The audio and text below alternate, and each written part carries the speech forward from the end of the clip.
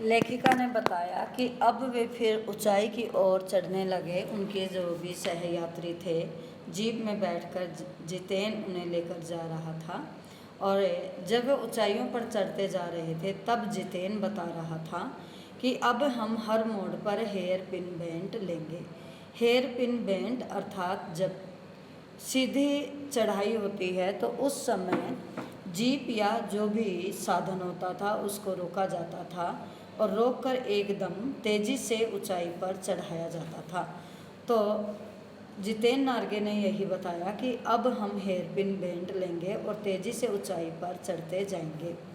Hair pin bent के ठीक पहले एक पड़ाव अर्थात एक बीच में वो रुके थे, वहाँ उन्होंने देखा था कि 7-8 वर्ष की उम्र के ढेर सारे अर्थात बहुत सारे बच्चे, पहाड़ी बच्चे स्कूल से वापस लौट रहे थे और उनसे लिफ्ट मांग रहे थे, क्योंकि वे पैदल ही स्कूल जाते थे और पैदल ही वापस लौटते थे तो थक जाते होंगे। तो उन्होंने सोचा कि आज तो ये जीप जा रही है तो लिफ्ट मांग ली जाए। तब जितेन ने बताया कि हर दिन 3-3.5 किलोमीटर की पहाड़ी चढ़ाई चढ़कर ये बच्चे स्कूल जाते हैं और वापस लौटते हैं।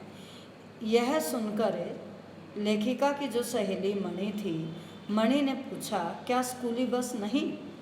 तो जितेन ने हंसते हुए कहा, मैडम यह मैदानी नहीं पहाड़ी इलाका है, अर्थात मैदानी समतल स्थान की जैसे हमारा सोनीपत।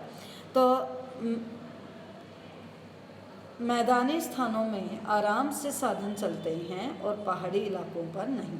तो मैदान की तरह यहाँ कोई भी आपको चिकना वरवीला अर्थात मोटा या बढ़े हुए पेट वाला नहीं मिलेगा, क्योंकि यहाँ जीवन कठोर है। नीचे तराई में ले देकर एक ही स्कूल है, अर्थात दूर दूर तक कोई स्कूल नहीं है, केवल एक ही स्कूल है। इसलिए बच्चों को दूर दूर से वे स्कूल आना पड़ता है और उन्हें पैदल ही आना पड़ता है और पैदल ही वापस लौटना पड़ता है। वे सिर्फ पढ़ते ही नहीं हैं बल्कि अधिकांश बच्चे शाम के समय अपनी माँ के काम में भी हाथ बटाते हैं, जिसमें वे मवेशी चराने का काम करवाते हैं। मवेशी जो भैंस, बकरी, गाय आदि जो पालतू पशु वे रखते हैं तो उनको शाम के समय चराने ले जाते हैं, खाना खिलाने ले जाते हैं, पानी भरते हैं। अर्थात पहाड़ी इलाकों पर पानी दूर दूर तक नहीं मिलता तो पहाड़ों से दूर से पानी भरवाने का काम में ये बच्चे सहायता करवाते हैं।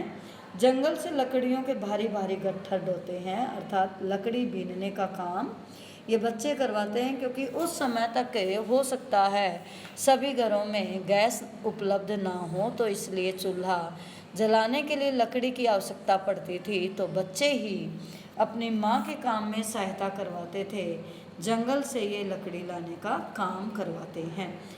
खुद जितेन ने बताया कि मैंने भी ढोए थे, अर्थात मैं भी जब छोटा था तो मैंने भी लकड़ी लाने का काम अपनी माँ की सहायता के लिए करवाया था।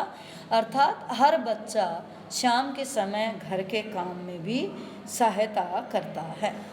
खतरा अब धीरे धीरे बढ़ने लगा था कि लेखिका ने बताया कि खतरा अब धीरे धीरे बढ़ रहा था, अर्थात और ज़्यादा ऊंचाई का रास्ता आ गया था। रास्ते और भी संकरे होते जा रहे थे, अर्थात और भी जो टाइट होते जा रहे थे, तंग होते जा रहे थे।